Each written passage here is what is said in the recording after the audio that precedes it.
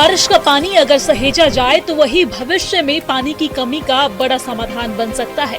और इसी सोच के साथ दिल्ली सरकार ने जल संरक्षण की दिशा में एक नई पहल की है। मुख्यमंत्री रेखा गुप्ता ने दिल्ली सचिवालय में कैच द रेन कार्यक्रम की शुरुआत की और इस मौके पर उन्होंने रोहतास नगर विधानसभा के स्वयंसेवकों को रेन वाटर हार्वेस्टिंग किट वितरित की है, ताकि बारिश के पानी के संरक्षण और रेन वाटर हार्वेस्टिंग को जन जन तक पहुंचाया जा सके। ये अभियान प्रधानमंत्री नरेंद्र मोदी के कैच द रेन अभियान से प्रेरित होकर बताया जा रहा है। कार्यक्रम का उद्देश्य बारिश की हर बूंद को सहेजना और राजधानी में जल संरक्षण की व्यवस्था को मजबूत करना है। सरकार का कहना है कि जन भागीदारी के जरिए जल संरक्षण को एक जन आंदोलन का रूप देने की दिशा में ये अभियान अहम भूमिका निभाएगा।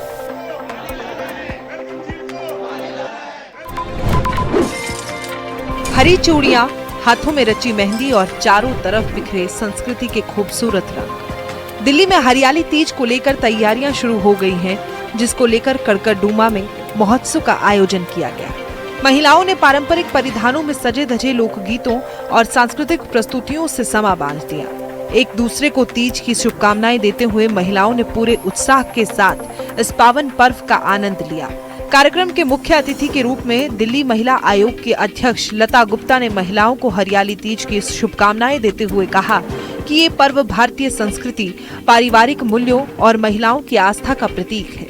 दिल्ली नगर निगम की महापौर मोनिका पंत ने कहा कि हरियाली तीज केवल धार्मिक आस्था का पर्व नहीं, बल्कि सामाजिक मेल मिलाप, सांस्कृतिक विरासत और पारिवारिक खुशहाली का भी प्रतीक है। इस अवसर पर केंद्रीय मंत्री हर्ष मल्होत्रा की पत्नी बबीता मल्होत्रा, सीमा बंसल और उमा बंसल सहित कई गणमान्य अतिथि मौजूद रहे। राजधानी दिल्ली में एक बार फिर से सड़क हादसे ने एक परिवार की खुशियां छीन ली है। पुटकला गांव इलाके में तेज रफ्तार डीटीसी बस की चपेट में आने से महिला की मौके पर ही मौत हो गई। मृतका सुल्तानपुरी की रहने वाली बताई जा रही है। हादसे के बाद मौके पर अफरा तफरी मच गई और कंझावाला रोड से बुद्ध विहार तक लंबा जाम लग गया। घटना की सूचना मिलते ही बड़ी संख्या में स्थानीय लोग मौके पर जुट गए और इसी दौरान गुस्साए परिजनों ने बस में तोड़फोड़ की है। सूचना मिलने पर दिल्ली पुलिस मौके पर पहुंची। शव को कब्जे में लेकर पोस्टमार्टम के लिए संजय गांधी अस्पताल भेज दिया गया है और मामले की जांच शुरू कर दी गई है। पुलिस आसपास मौजूद लोगों से पूछताछ कर रही है। फिलहाल ये स्पष्ट नहीं है कि हादसा चालक की लापरवाही, सड़क पार करने के दौरान हुई चूक या किसी अन्य कारण से हुआ है। सभी पहलुओं को ध्यान में रखकर जांच जारी है।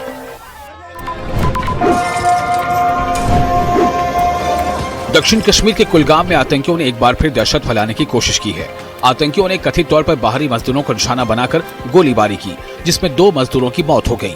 पुलिस के मुताबिक हमले का शिकार हुए दोनों मजदूर छत्तीसगढ़ के रहने वाले थे और कुलगाम में काम कर रहे थे। वारदात के बाद सुरक्षा बलों ने पूरे इलाके की घेराबंदी कर दी है और हमलावरों की तलाश के लिए बड़े पैमाने पर सर्च ऑपरेशन चलाया जा रहा है। शुरुआती जानकारी में इसे टारगेट किलिंग की घटना माना जा रहा है। वहीं सूत्रों के अनुसार इस हमले के पीछे आतंकी संगठन द रेजिस्टेंस फ्रंट का हाथ होने की आशंका जताई जा रही है। फिलहाल सुरक्षा एजेंसियां हमलावरों तक पहुंचने के लिए जांच में जुटी हैं। वहीं जम्मू कश्मीर के सीएम उमर अब्दुल्लाह ने मृतकों के परिजनों को 10-10 लाख रुपए के मुआवजे का ऐलान कर दिया है।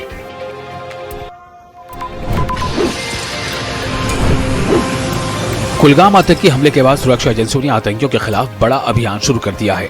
दक्षिण कश्मीर के केलम इलाके में 2 गैर स्थानीय मजदूरों की हत्या के बाद सेना, जम्मू कश्मीर पुलिस और सीआरपीएफ की संयुक्त टीमें लगातार सर्च ऑपरेशन चला रही हैं।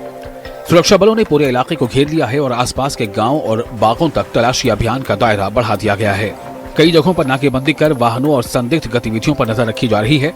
अधिकारियों के मुताबिक हमलावरों की तलाश के लिए रिहायशी इलाकों और संदिग्ध ठिकानों की जांच की जा रही है। इलाके में सुरक्षा व्यवस्था कड़ी कर दी गई है और अतिरिक्त जवानों की तैनाती की गई है। सुरक्षा एजेंसियों का कहना है कि आतंकियों को पकड़ने के लिए अभियान लगातार जारी है। मामले में आगे की जानकारी का इंतजार है।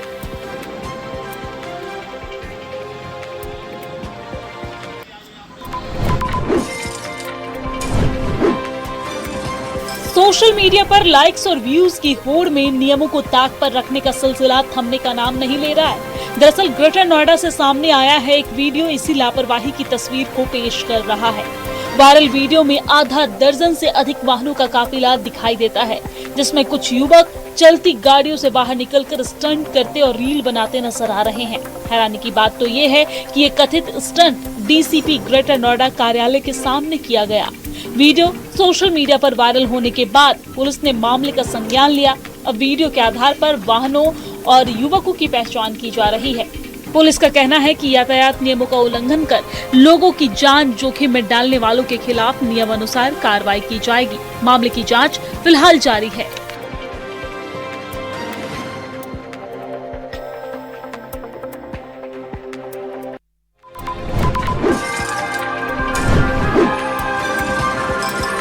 देश के लिए मेडल जीतना हर खिलाड़ी का सपना होता है, लेकिन जब वर्दी पहनने वाला खिलाड़ी इतिहास रचते तो गर्व कई गुना बढ़ जाता है।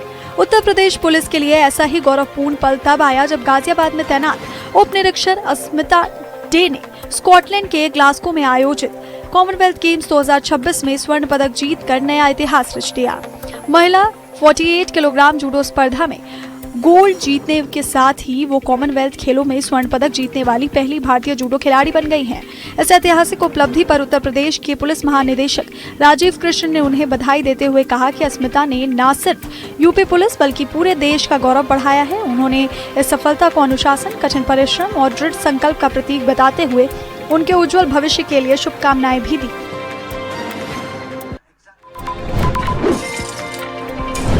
कॉमनवेल्थ गेम्स 2026 के पुरुष जैवलिन थ्रो फाइनल में भारत ने शानदार प्रदर्शन करते हुए 2 पदक अपने नाम किए। स्टार एथलीट नीरज चोपड़ा ने 85.83 मीटर के सर्वश्रेष्ठ थ्रो के साथ सिल्वर मेडल जीता, जबकि यशवीर सिंह ने आखिरी प्रयास में 85.41 मीटर का पर्सनल बेस्ट थ्रो फेंककर ब्रॉन्ज मेडल अपने नाम किया। गोल्ड मेडल श्रीलंका के रुमेश पतिरागे ने 89.75 मीटर के साथ शानदार थ्रो के साथ जीता। भारत के एक और खिलाड़ी रोहित यादव 81.56 मीटर के थ्रो के साथ 7वें स्थान पर रहे। सिल्वर जीतने के बाद नीरज चोपड़ा ने अपने प्रदर्शन पर संतोष जताते हुए कहा कि उनकी वापसी सही दिशा में है और आने वाले मुकाबलों में वो और बेहतर प्रदर्शन करने की कोशिश करेंगे। वहीं यशवीर सिंह ने अपने इस सीजन के पदक को मेहनत का शानदार परिणाम बताया।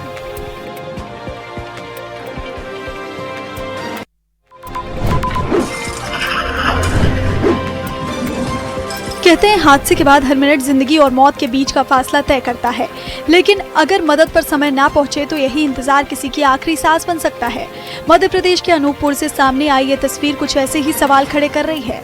बिजूरी थाना क्षेत्र के छोट बेलिया गांव के पास नेशनल हाईवे 43 पर पति पत्नी बाइक से रिश्तेदार के घर जा रहे थे, तभी बाइक फिसल गई और महिला सड़क पर गिरकर गंभीर रूप से घायल हो गई।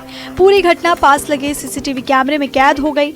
स्थानीय लोगों का आरोप है कि सूचना देने के बावजूद 108 एम्बुलेंस समय पर नहीं पहुंची। इसके बाद महिला को बाइक से ही प्राथमिक स्वास्थ्य केंद्र और फिर जिला अस्पताल के लिए ले जाया गया, लेकिन रास्ते में उसकी मौत हो गई। अब एम्बुलेंस सेवा की कार्यप्रणाली पर सवाल उठ रहे हैं, जबकि मामले की जांच की मांग भी तेज हो गई है।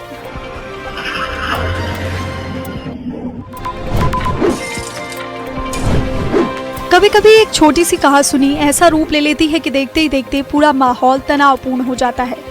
उत्तर प्रदेश के हाथरस से सामने आई ये तस्वीर भी कुछ ऐसी ही है, जहां मामूली विवाद ने मारपीट का रूप ले लिया। शहर के कोतवाली क्षेत्र स्थित सीएमओ कार्यालय परिसर में पेड़ के नीचे बैठे कुछ लोगों के बीच किसी बात को लेकर कहासुनी शुरू हुई।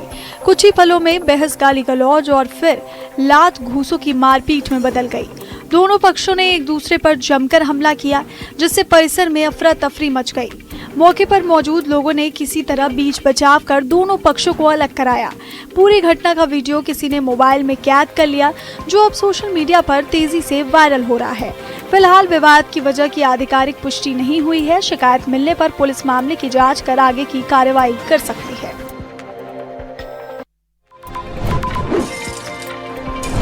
सोशल मीडिया पर हथियारों का प्रदर्शन कर दहशत फैलाने वालों पर अब पुलिस की नजर है। सहारनपुर के रामपुर मनिहारन क्षेत्र से एक ऐसा ही मामला सामने आया है, जहां अवैध हथियारों के साथ युवकों का वीडियो वायरल होने के बाद पुलिस ने कार्रवाई शुरू कर दी है। बताया जा रहा है कि वायरल वीडियो इस्लाम नगर चौकी क्षेत्र के गांव जानखेड़ा का है, जिसमें कुछ युवक हाथों में हथियार लेकर दबंगई का प्रदर्शन करते नजर आ रहे हैं। वीडियो सामने आने के बाद पुलिस ने मामले का संज्ञान लेते हुए संबंधित धाराओं में मुकदमा दर्ज कर लिया है। अब पुलिस वीडियो में दिखाई दे रहे युवकों की पहचान, हथियारों की वैधता और वीडियो की वास्तविकता की जांच कर रही है। अधिकारियों का कहना है कि कानून व्यवस्था से खिलवाड़ करने वालों के खिलाफ सख्त कार्रवाई की जाएगी। पुलिस तकनीकी साक्ष्यों के आधार पर आरोपियों तक पहुंचने की कोशिश में जुटी है।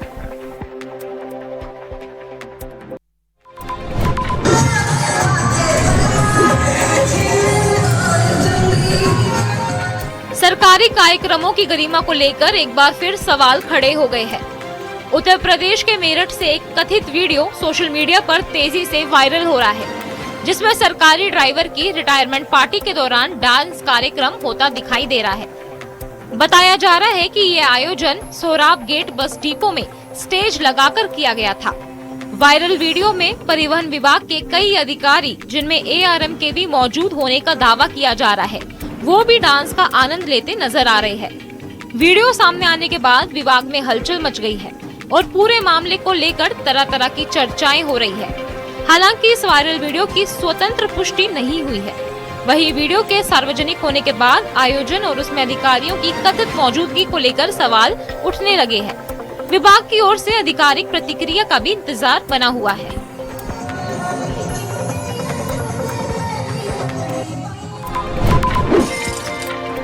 कांवड़ यात्रा के चलते जिस सड़क पर चप्पे चप्पे पर पुलिस तैनाती का दावा किया जा रहा है, वहीं दिन दहाड़े दबंगों के हमले ने सुरक्षा व्यवस्था पर सवाल खड़े कर दिए हैं। मेरठ के मवाना थाना क्षेत्र के सठला गांव में रेस्तरां के बाहर खड़े एक युवक पर आधा दर्जन युवकों ने लाठी डंडों से हमला कर दिया। आरोप है कि हमलावर ब्लैक रंग की स्कॉर्पियो से पहुंचे और युवक को बुलाने के बाद उस पर ताबड़तोड़ वार शुरू कर दिया। हमले में युवक गंभीर रूप से घायल हो गया है। ऐनी शाहिदीन के मुताबिक सड़क से गुजर रहे वाहनों के नीचे आने से युवक बाल बाल बचा। हैरानी की बात यह है कि घटनास्थल से महज 50 मीटर की दूरी पर पुलिस चौकी मौजूद है। पीड़ित के शरीर पर चोटों के निशान हमले की गंभीरता बयां कर रहे हैं।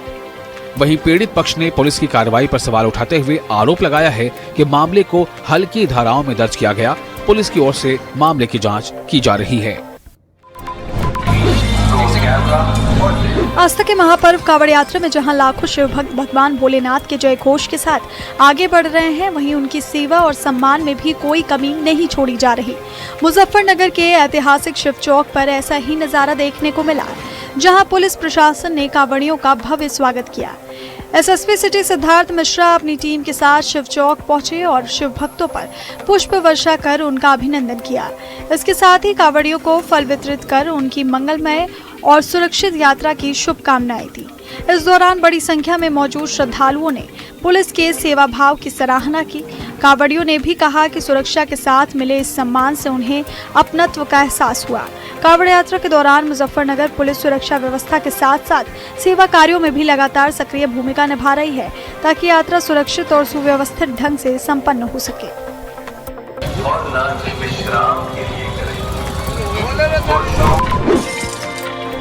कहते हैं कि जब आस्था एक हो तो पूरा गांव एक परिवार बन जाता है। मुजफ्फरनगर में कांवड़ यात्रा के दौरान ऐसा ही अद्भुत नजारा देखने को मिला, जहां मध्य प्रदेश के मुरैना जिले के कुआंपुर गांव से आए 150 से ज्यादा शिव भक्त एक साथ पदयात्रा करते नजर आए। गौमुख से पवित्र गंगा जल लेकर निकला ये विशाल कांवड़ दल शुक्रवार रात मुजफ्फरनगर पहुंचा, जिसे देखकर स्थानीय लोग भी उत्साहित हो उठे। श्रद्धालुओं ने बताया कि उन्होंने 8 जुलाई को गौमुख से गंगा जल उठाया था और 800 किलोमीटर से अधिक की यात्रा पूरी कर अपने गांव पहुंचने में अभी करीब 10 दिन और लगेंगे। इस दल में 6 से 7 महिला शिव भक्त भी शामिल है, जो पुरुषों के साथ कंधे से कंधा मिलाकर यात्रा कर रही हैं। श्रद्धालुओं का कहना है कि ये किसी आयोजन का नहीं, बल्कि बाबा भोलेनाथ के बुलावे और पूरे गांव की सामूहिक आस्था का परिणाम है।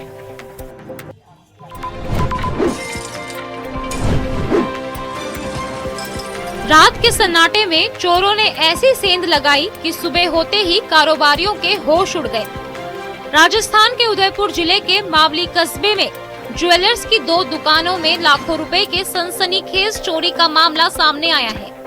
वारदात का CCTV फुटेज भी सामने आया है, जिसमें चोर 2 थैलों में सोने चांदी के जेवरात और नकदी भरकर फरार होते साफ दिखाई दे रहे हैं। शुरुआती जानकारी के मुताबिक चोर दुकान के पीछे की दीवार में सुराख कर अंदर घुसे और पूरी वारदात को अंजाम दिया।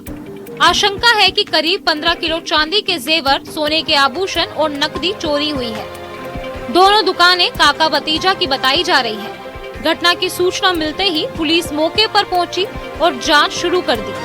फिलहाल पुलिस सीसीटीवी फुटेज के आधार पर आरोपियों की पहचान कर उनकी तलाश में जुटी है। मैं कहीं घूमूं तो इन्हें बुरा लग जाता है। कौन से संत हैं जो मतलब संत से ज्यादा मेरी सास बन गए कि हर बात पे ये मुंह फुला लेते हैं। मॉडल से साध्वी बनी हर्षा रिछारिया उर्फ साध्वी हर्षानंद गिरी एक बार फिर इस वीडियो से सुर्खियों में आ गई हैं, जिन्होंने साधु संतों पर ऐसा तंज कसा है।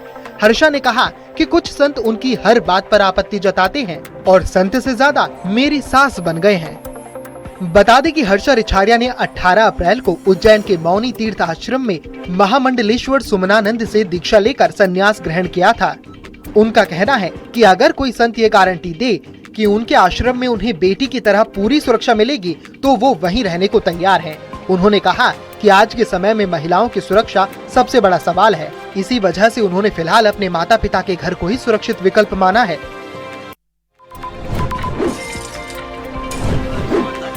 रात के अंधेरे में सड़क पर अचानक दिखा एक जंगली मेहमान और फिर शुरू हो गई इलाके में दहशत।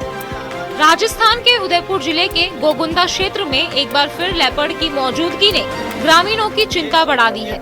देर रात नांदेशमा डोल मार्ग पर चामुंडा माता मंदिर के पास मुख्य सड़क पर एक लेपर्ड घूमता हुआ दिखाई दिया। क्रेन लेकर जा रहे दो युवकों की नजर जब लेपर्ड पर पड़ी तो उन्होंने तुरंत मोबाइल कैमरे में उसकी तस्वीरें कैद कर ली। वाहन को अपनी ओर आता देख लेपर्ड सड़क किनारे बनी दीवार पर चढ़ गया और कुछ देर तक वहीं बैठा रहा। नांदेशमा निवासी कृष्ण गोपाल पालीवाल ने भी हिम्मत दिखाते हुए उसका वीडियो रिकॉर्ड किया। बाद में लेपर्ड दीवार फांदकर जंगल की ओर चला गया। ग्रामीणों का कहना है कि क्षेत्र में लगातार लेपर्ड की मूवमेंट देखी जा रही है, जिससे लोगों में डर लगातार बना हुआ है। हजारीबाग जिले के चलकुशा थाना क्षेत्र के बेडमकी गांव में जंगली हाथियों के हमले में एक व्यक्ति की जान चली गई। मृतक की पहचान बेडमकी गांव निवासी शंकर पंडित के रूप में हुई है। मिली जानकारी के अनुसार अहले सुबह शंकर पंडित किसी काम से अपने घर से बाहर निकले थे। इसी दौरान वे बराबर नदी के पास विचरण कर रहे लगभग 25 जंगली हाथियों के झुंड की चपेट में आ गए।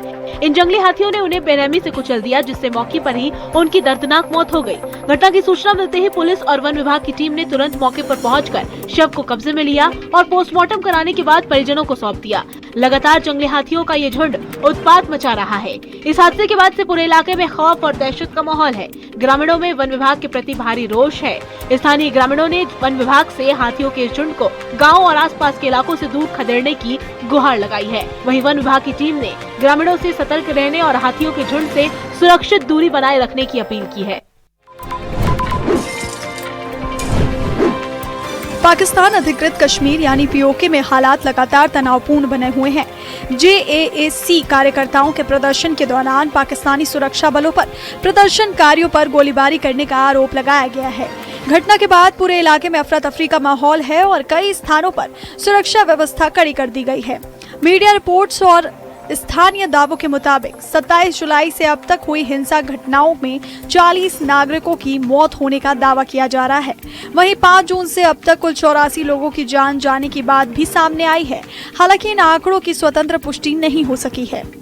घटनाओं के बाद क्षेत्र में तनाव बरकरार है और हालात पर लगातार नजर रखी जा रही है। स्थानीय लोगों में भय और अनिश्चितता का माहौल बना हुआ है।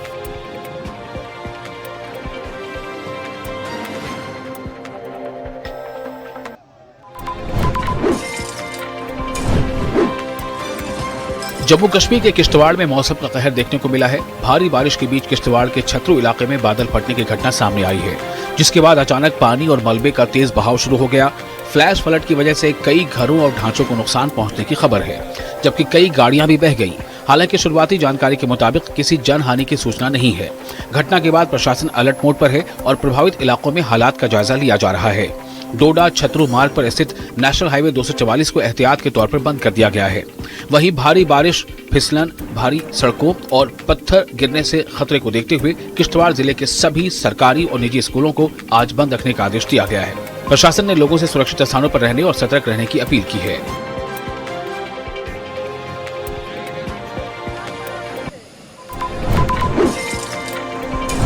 जम्मू कश्मीर में लगातार हो रही बारिश ने एक बार फिर लोगों की चिंता बढ़ा दी है। दक्षिण कश्मीर के त्राल समेत कई इलाकों में बीती रात से भारी बारिश जारी है, जिसके चलते नदी और नालों का जलस्तर तेजी से बढ़ गया है। त्राल इलाके में कई छोटे बड़े नाले उफान पर हैं, जिससे निचले इलाकों में रहने वाले लोगों की परेशानियां बढ़ गई हैं। लगातार बारिश के बीच एडमिनिस्ट्रेशन ने लोगों को अलर्ट रहने की सलाह दी है। मकामी लोगों से अपील की गई है कि वो बिना जरूरत घरों से बाहर न निकले और नदी नालों के पास जाने से बचें। अफसरान ने हालात पर नजर बनाए रखी है और लोगों से जारी सुरक्षा निर्देशों का पालन करने को कहा है। फिलहाल बारिश के चलते कई इलाकों में एहतियाती कदम उठाए जा रहे हैं।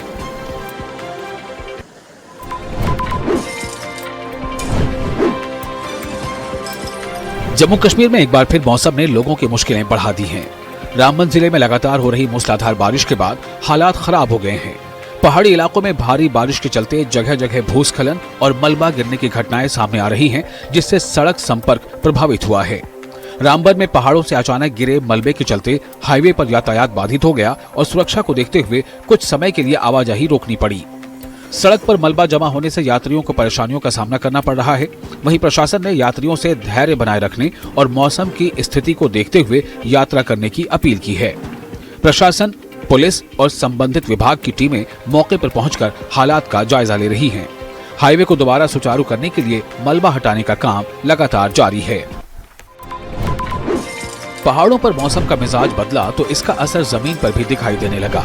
दक्षिण कश्मीर के शोपियां जिले से कुदरत के कहर की तस्वीरें सामने आई हैं, जहां बादल फटने के बाद अचानक पानी का सैलाब आ गया। जिले के पहलीपुरा इलाके में देखते ही देखते हालात बिगड़ गए और बाढ़ के पानी ने कई घरों और आसपास के इलाकों को अपनी चपेट में ले लिया। अचानक आए इस सैलाब से करीब 1 दर्जन घरों को नुकसान पहुंचने की खबर है। पानी भरने से मकामी लोगों की मुश्किलें बढ़ गई हैं और इलाके में अफरा तफरी का माहौल बन गया है। घटना की जानकारी मिलते ही प्रशासनिक अधिकारी मौके पर पहुंचे और हालात का जायजा लिया। अफसरान ने मुतासरा इलाकों का दौरा कर मौजूदा हालात का जायजा लिया। फिलहाल एडमिनिस्ट्रेशन हालात पर नजर बनाए हुए है और प्रभावित लोगों की मदद के लिए जरूरी कदम उठाए जा रहे हैं।